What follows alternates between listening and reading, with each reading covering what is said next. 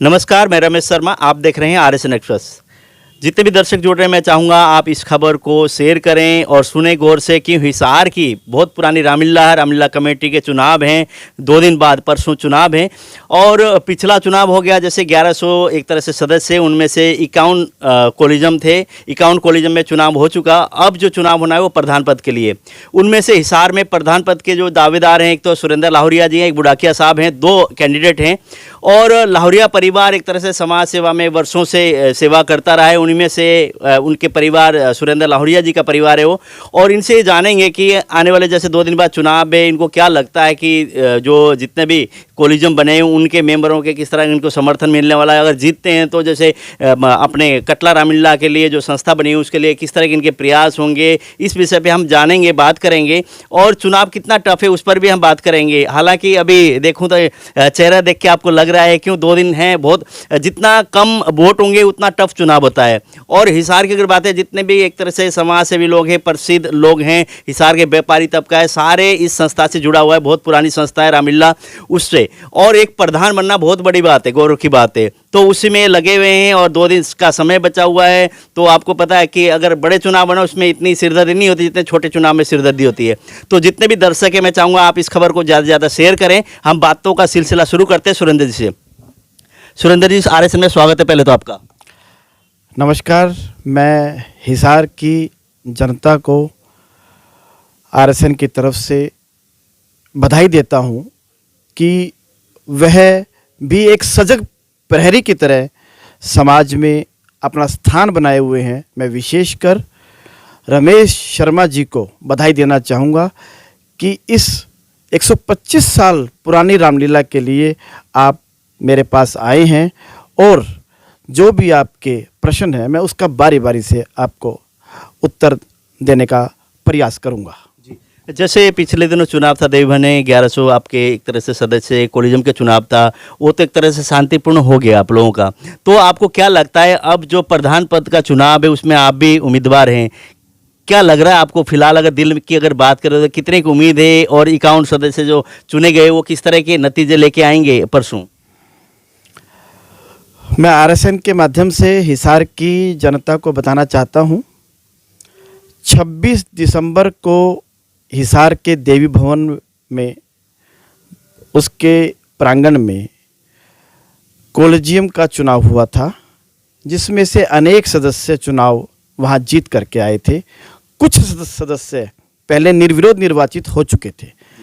कुल मिलाकर के ये रामलीला कमेटी की लगभग 1100 के आसपास की एक सदस्य संख्या है, जिसमें से कुछ बंधु स्वर्ग पधार चुके हैं। उसके बावजूद भी 1000 से अधिक की संख्या बैठती है, जिसके आधार पर 51 कोलिजियम बनाए हुए हैं। लगभग एक कोलिजियम में 20 के करीब वोट हैं और 51 कोलिजियम का चुनाव 26 दिसंबर को संपन्न हो चुका है। और अब हमारे हिसार के जो चुनाव अधिकारी हैं, आदरणीय सत्यपाल जी अग्रवाल, श्री ब्रिजभूषण जी जैन और अपने श्री NK गोयल साहब, तीनों ही काफ़ी सक्षम चुनाव अधिकारी हैं। पूरा चुनाव उनकी देखरेख में बहुत ही उत्तम तरीके से करवाया जा रहा है। मैं उनको भी आरएसएन के माध्यम से बधाई देना चाहता हूं। मैं बताना चाहता हूं, इस कोलिजियम में 51 कोलिजियम में सबसे पहले तो 2 प्रधान पद के उम्मीदवार हैं। एक मैं स्वयं सुरेंद्र लाहौरिया, दूसरे हमारे ही मित्र आदरणीय श्री मनोज बुढ़ाकिया जी। इसके बाद उप प्रधान की बारी आती है। उप प्रधान में भी 2 उम्मीदवार चुनाव मैदान में हैं। मेरे पैनल से श्री कुल प्रकाश जी गोयल उर्फ बंटी ऑटो मार्केट से हैं और उनके पैनल से श्री सुभाष गोयल जी। इसके बाद बारी आती है महासचिव की। महासचिव में मेरे पैनल से श्री राजेश बंसल जी समाज सेवी हैं, चाय पत्ती का उनका काम है, उम्मीदवार हैं। दूसरे पैनल से जो उम्मीदवार हैं वो जनक गुप्ता हैं। इसके अतिरिक्त एक निर्दलीय उम्मीदवार भी महासचिव के पद पर है, श्री कृष्ण लोहिया जी। तो इसके बाद ज्वाइंट सेक्रेटरी सह सचिव की बारी आती है। सह सचिव में मेरे पैनल से श्री अनूप बिंदल जी मेरा साउंड से हैं और उनके पैनल से सह सचिव श्री विनय कुमार लड़ रहे हैं। उसके बाद कोषाध्यक्ष की बारी आती है। कोषाध्यक्ष में मेरे पैनल से जो चुनाव लड़ रहे हैं अपने श्री विनोद अग्रवाल जी, घड़ियों का काम है, नगोरी गेट के अंदर हैं। पहले भी वो रामलीला कटला कमेटी के कोषाध्यक्ष का पद संभाल चुके हैं। और दूसरी ओर से रमेश, उनका भी लोहे का व्यापार है, सब्जी मंडी में चुनाव लड़ रहे हैं। तो जैसे कि ये तो बहुत सारे नाम हो गए, हम तो मेन जो बात करेंगे प्रधान की उम्मीदवार के लिए हम बातचीत कर रहे हैं। जैसे आप प्रधान के लिए एक तरह से उम्मीदवार हैं, तो आपको जो पिछला चुनाव हुआ एक तरह से निर्विरोध, एक तरह से कोई इतना वो नहीं हुआ मनमुटाव किसी का, तो इस बार के जो चुनाव है इसमें आपको क्या लगता है, उसी तरह से चुनाव होंगे या कुछ खींचातानी होगी? मैं आरएसएन के माध्यम से शहर की जनता को बधाई देता हूं। जैसा पिछली बार चुनाव बहुत ही शांतिपूर्ण तरीके से संपन्न हुआ, इस बार भी चुनाव मुझे लगता है कम से कम कि शांतिपूर्ण तरीके से होगा। क्योंकि हमारे चुनाव अधिकारियों से बात हुई है, उन्होंने कहा है कि 51 व्यक्तियों को ही वोट डालने हैं और 51 व्यक्तियों में से ही चुनाव के उम्मीदवार हैं। ये 51 के 51 व्यक्तियों के लिए अपने देवी भवन के प्रांगण में उन्हीं की एंट्री होगी। उसके अलावा कोई और व्यक्ति वहाँ घुस भी नहीं सकेगा, क्योंकि कोरोना काल का समय है। हमने भी सभी से ये आग्रह किया है कि वो मास्क लगा करके आएँ, सैनिटाइज की साथ में अपने बोतल लाएं, ताकि किसी तरह का जो कि इतनी बड़ी महामारी कोरोना की है, हम उससे अपने आप को बचाव कर सकें। और जहाँ तक किसी अन्य आपने कहा कि कोई किसी तरह का उन्माद या उस तरह की बात, वैसा मुझे कम से कम नहीं लगता है। क्योंकि सभी व्यक्ति 51 के 51 व्यक्ति बुद्धिमान हैं, समझदार हैं, समाज के अपने भिन्न भिन्न क्षेत्रों में काम करने वाले ज़्यादातर व्यापारी बंधु हैं। सुरेंद्र, इसमें तो दो राय नहीं कि चुनाव टफ है, आप भी लोगों से संपर्क में हो, वो भी लगे हुए हैं। लोकल जैसे एक तरह से पारिवारिक चुनाव है, पारिवारिक संबंध आपके भी बहुत ज़्यादा हैं, उनके भी होंगे। तो चुनाव जो वोट डालने वाले लोग हैं उनके लिए बड़ी ये दुविधा की बात है, आपको वोट दें या उनको दें। कल को अगर पता लगता है कि आपको उनको ना दे के आपको दे दिया तो उनसे वो कट जाएंगे। इस तरह की जो वो है मतलब समस्या, इसमें किस तरह से चुनाव आयोग देख रहा है और आप लोग किस तरह से देख रहे हैं? सबसे पहले तो मैं आपको ये बताऊं, मैं अभी आज पूरा दिन चुनाव में प्रचार करने के बाद अभी भी आया हूं। मैं लगभग कई दिनों से सभी सदस्यों के घर जा रहा हूं। डोर टू डोर मिलने का मैंने अपनी तरफ से हर संभव प्रयास किया है। सभी की एक ही इच्छा है, कोई भी टीम आए और वो टीम आनी तो राम जी की मर्जी से है, हनुमान जी का काम है। हनुमान जी ने टीम को बनाना है और राम जी ने अपना काम करवाना है। अब कोई भी टीम आए, वो मेरी भी आ सकती है, वो उनकी भी आ सकती है। तो आपको कितनी की उम्मीद है कि हाँ आपके ऊपर लोग विश्वास करेंगे, विश्वास बनाएंगे और आपको जैसे प्रधान चुनने की वो होगी? मैं बताना चाहता हूं आपके इस प्रश्न का जवाब, भगवान राम ने कभी ये नहीं सोचा था कि वो लंका पर विजयी किस प्रकार करेंगे। उनको तो मालूम भी था कि मुझे लंका पर विजय करनी है। तो आपको विजय करनी है तो आपको मालूम है, तो आपको निश्चित है कि मैं जीत जाऊंगा। मैंने ये नहीं कहा कि मैं भगवान राम हूं, ना मैं ये कह रहा कि मैं जीत जाऊंगा। मैंने अपना प्रयास हर कॉलेजियम हेड तक जाकर के एक ही बात कही है कि भगवान राम के काम में आपको जो टीम अच्छी लगे आप उन्हें वोट दें। आप अपना परिवार ना देखें, आप अपनी रिश्तेदारी ना देखें। मुझे पता लगा है कि मेरे सामने के वाले जो उम्मीदवार हैं वो रिश्तेदारी का बहुत प्रयोग कर रहे हैं, लेकिन मैं जहाँ जहाँ भी जिस व्यक्ति से मिला हूँ मैंने उससे किसी रिश्तेदारी का ना तो कोई दबाव डलवाया है, ना मैंने उसमें कोई प्रयोग करने का प्रयास किया है। मैं निश्चित रूप से कह सकता हूँ कि मैं जहाँ जहाँ भी मिला हूँ वहाँ केवल और केवल अपनी जो उम्मीदवार खड़े हैं उन्हीं के साथ जाकर के वोटरों से मिला हूँ।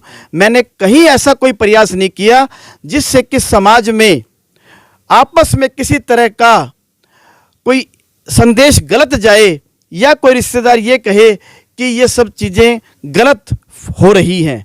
हमने भाईचारा का चुनाव लड़ना है, भाईचारा का संदेश देना है। और 125 साल पुरानी रामलीला जो कि हिसार के नहीं हरियाणा के इतिहास में एक ये रामलीला है जो होती है, इसमें अनेक प्रकार के उत्सव आते हैं रमेश जी। सभी उत्सव हम चाहते हैं कि इस रामलीला कटला रामलीला के द्वारा मनाए जाएं, जो कि कुछ सालों से काफ़ी बंद पड़े हैं। जी, जैसे कि हम लोग चुनाव की बात करें, आपने कहा कि वो अलग अलग पारिवारिक संबंध है, वहाँ जाके दबाव बना रहे हैं और कर रहे हैं कि आप, जैसे कि आपने कहा कि मैं किसी से अपील नहीं कर रहा, किसी से सिर्फ उन जो कैंडिडेट है उनके साथ जाके लोगों से मिल रहा हूँ और पारिवारिक दबाव कोई नहीं बना रहा। तो आपको कितना भरोसा है कि जो आप कह रहे हो, जो लोगों से वादे कर रहे हो, लोगों से जाके अपने उनके दिल जीतने की बात कर रहे हो, कितना भरोसा है कि लोग आपकी बातों को गौर करेंगे और आपको विजय बनाने में पूरा उनका हाथ रहेगा? वो मेरे को इसलिए भरोसा है रमेश जी, ये जो टीम बनी है इस टीम में मैं आपको बता दूं, एक भी व्यक्ति अपनी मर्जी से खड़ा नहीं हुआ। सभी लोगों ने मना किया। जब हमने शुरुआत की लड़ने की, मैंने कहा कि मैं चुनाव नहीं लड़ना चाहता। मेरे साथी राजेश बंसल जी जो कि महामंत्री का चुनाव लड़ रहे हैं, उन्होंने कहा मैं भी नहीं लड़ना चाहता। बहुत मुश्किल से समाज के कुछ लोगों ने बैठा करके कहा कि सुरेंद्र जी आप चुनाव लड़ें प्रधान पद का। राजेश जी ने कहा कि फिर मैं महामंत्री का। तो हमने आपस में भी 3 दिन तक सहमति नहीं बनी। मैंने कहा कि मैं प्रधान का चुनाव नहीं लड़ूंगा, मैं महामंत्री का लड़ सकता हूं। तो राजेश जी ने कहा कि नहीं, मैं भी प्रधान का चुनाव नहीं लड़ सकता, महामंत्री का लड़ लूँगा। लेकिन समाज के कुछ वरिष्ठ व्यक्तियों ने जो सहमति हमें बनाई कि नहीं, आप लोगों को समाज के काम में आगे बढ़ना है, रामलीला के काम में आगे बढ़ना है, इसीलिए मुझे प्रधान पद के रूप में उम्मीदवार बनाया, राजेश जी को महामंत्री के रूप में बनाया। बीच में आप लोगों की बातचीत हुई, इतने जैसे कॉलेजम वाले जैसे 51 सदस्य जो आपके चुने गए उनको चुनना है, तो चुनाव आयोग की तरह मीटिंग भी हुई। आपको ये नहीं लगता कि जैसे 51 सदस्य तो आपके चुने गए, उसके बाद सर्वसम्मति से अगर चुनाव हो जाता, उसमें चुनते तो आपके एक दूसरे के मन मुटाव नहीं होता, इस तरह की बात नहीं होती? मन मुटाव तो आज भी नहीं है। आदरणीय मनोज बुढ़ाकिया जी हमारे रिश्तेदार हैं और बाकी जितने भी भाई लोग खड़े, लोगों ने रिश्तेदार को लड़ा दिया, मतलब ऐसा नहीं है रमेश जी। मैं आपको बताना चाहता हूं, चुनाव प्रारंभ होने से पहले मैं अपने कुछ मित्रों के साथ मनोज बुढ़ाकिया जी के ऑफिस में गया था। उनसे मैंने सबसे पहले एक ही आग्रह किया, भाई साहब चुनाव में कई प्रकार के एलिमेंट्स आ जाते हैं, अच्छे भी होते हैं, बुरे भी होते हैं। तो अगर आपके पास आकर के कोई व्यक्ति ये कहे कि सुरेंद्र लाहौरिया जी यूं कह रहे हैं और आपको नहीं जचे कि वो कह भी सकते हैं, तो आप तुरंत मुझे फ़ोन कर लेना और क्लियर कर लेना उसके सामने कि मैंने वो बात कही कि नहीं कही। इसी तरह से मेरे पास भी कोई ऐसा व्यक्ति आया और आपके बारे में 2 शब्द कहने का प्रयास किया, मैं आपको तुरंत फ़ोन लगा करके पूछूंगा और क्लियर करेंगे, ताकि हम समाज में भाईचारा का संदेश दें और किसी तरह का झगड़ा ना हो। और आपने पूछा चुनाव में विजयश्री, मैं आपको बताना चाहता हूं, भगवान राम का काम है, भगवान राम के काम में विजयश्री, भगवान राम ने ही तो हमसे काम लेना है, उसकी इच्छा है, जिसको विजयश्री करेंगे।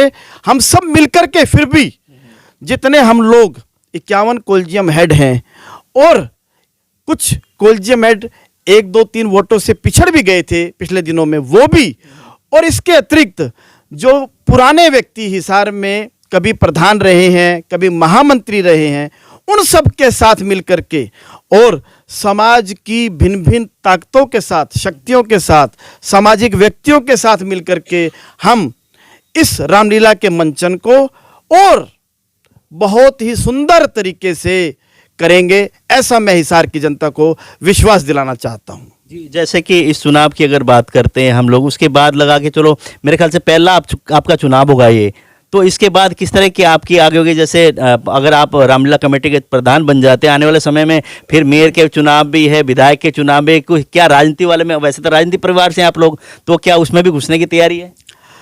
रमेश जी, पहली बात तो ये है कि हम राजनीति परिवार से नहीं हैं, हम सामाजिक परिवार से हैं। अगर मेरे दादाजी का जीवन देखा जाए तो पूरा सामाजिक और संस्कारित सुभाष चंद्र बोस जी के साथ। नहीं, सामाजिक परिवार तो आप हो, समाज सेवा करते हो सारा, उसके साथ साथ राजनीति एक तरह भारतीय जनता पार्टी का भी आप लोगों के ऊपर ठप्पा लगा हुआ है। अगर लाहौरिया परिवार है तो समर्थक है भारतीय जनता पार्टी के। मैं फिर पुनः आपको बताना चाहता हूं, हमारा परिवार राजनीतिक परिवार नहीं है, पूरी तरह से समाज के काम में तन मन और धन से खड़ा है, सामाजिक जिम्मेवारियों का सदा निर्वाह करता रहा है और ये परिवार समाज के काम में ही, सामाजिक काम में आगे बढ़ेगा। अभी राजनीतिक क्षेत्र में ना हमने जाने किया कोई विचार किया है, ना ऐसी कोई अभी हमारी मंशा है। मैं एक बात और कहना चाहता हूं, कभी कभी मन में आती है, हांसी के अंदर रामलीला ग्राउंड है लेकिन हिसार में नहीं है बंधुओं। मेरा मन है, अगर ईश्वर ने ठीक कृपा रखी, उसने अपने को प्रयास विजय श्री का दिया, तो मैं माननीय मुख्यमंत्री जी के सामने ये प्रयास करूंगा, उनके सामने डिमांड रखूंगा कि हिसार में भी एक रामलीला का ग्राउंड अवश्य होना चाहिए। इतना मेरा प्रयास अवश्य रहेगा। जी, मैं ये पूछने वाला था, उससे पहले आपने बोल दिया। लोगों के पास आप जा रहे हो, किस तरह के आप उनको कह रहे हो कि अगर मैं प्रधान बनता हूं तो रामलीला के ऐसा हम लोग कार्यक्रम करेंगे, इस तरह से संस्था को चलाएंगे, इस तरह से जो पिछले दिनों जो कमियां रही उनको किस तरह से दूर करेंगे, किस तरह के आप वादे कर रहे हैं? हमने किसी से कोई वादा झूठा नहीं किया है, ना हम कोई वादा करने जा रहे हैं। हम हिसार के लोगों के साथ मिलके, सामाजिक लोगों के साथ मिलके और सामाजिक ताना बाना बुनने का काम इस रामलीला के मंचन से करना चाहते हैं।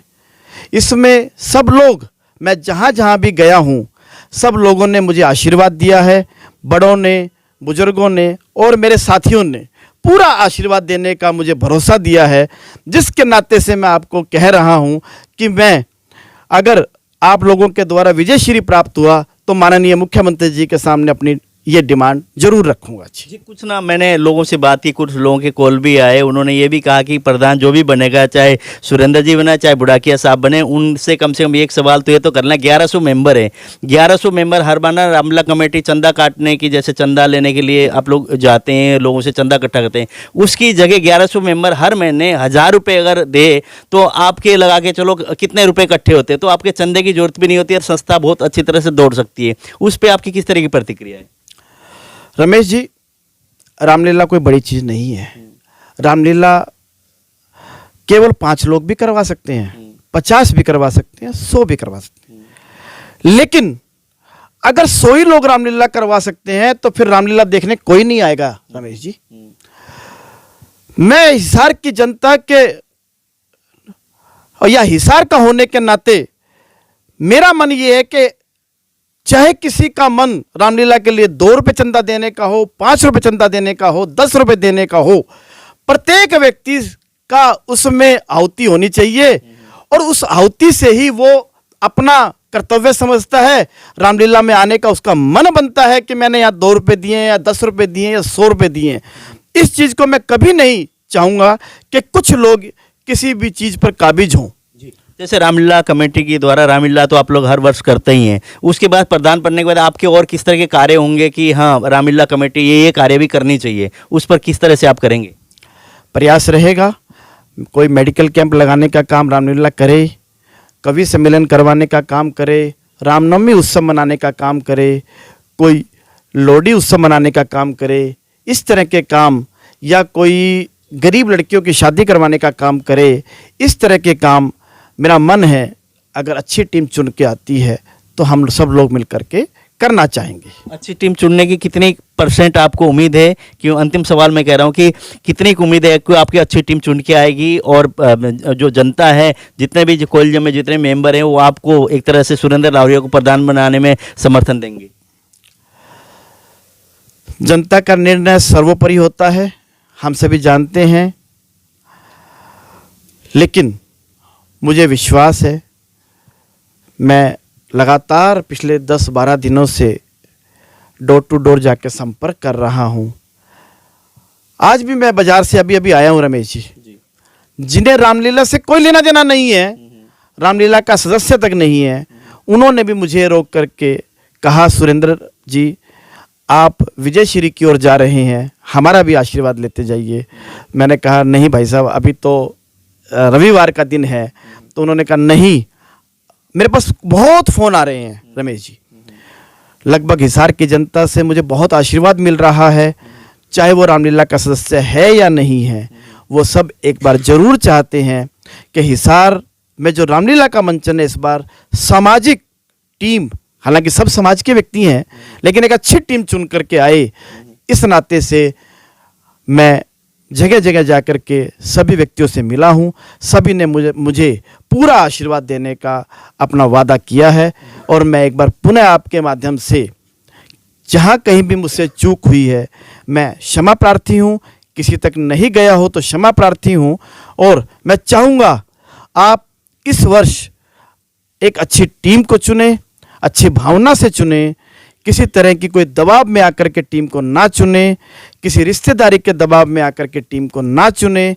आप सब मिल करके जो टीम लाएंगे, हम उसके साथ सदैव खड़े मिलेंगे। इन्हीं शब्दों के साथ मैं एक बार पुनः RSN न्यूज़ चैनल का, विशेषकर रमेश शर्मा जी का धन्यवाद करता हूं। जय हिंद, जय भारत। बहुत बहुत धन्यवाद सुरेंद्र जी, समय देने के लिए। जी धन्यवाद।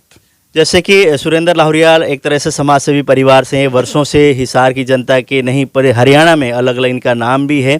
उस हिसाब से राजनीति परिवार से तो ये जुड़ाव यूँ है कि भारतीय जनता पार्टी एक तरह से RSS की एक संस्था है, तो उससे जुड़े हुए हैं, तो एक नाम तो जुड़ता ही है, राजनीति परिवार से भी जुड़े हुए हैं। लेकिन इनकी ये कि लोगों के ऊपर भरोसा और इनका जो कि बोलने का तरीका, लोगों से मिलने का तरीका है, छोटे बड़े सबको आदर मान सम्मान के साथ बोलते हैं, उनकी ये वो भी जीत है और इनका स्वभाव भी ऐसा है।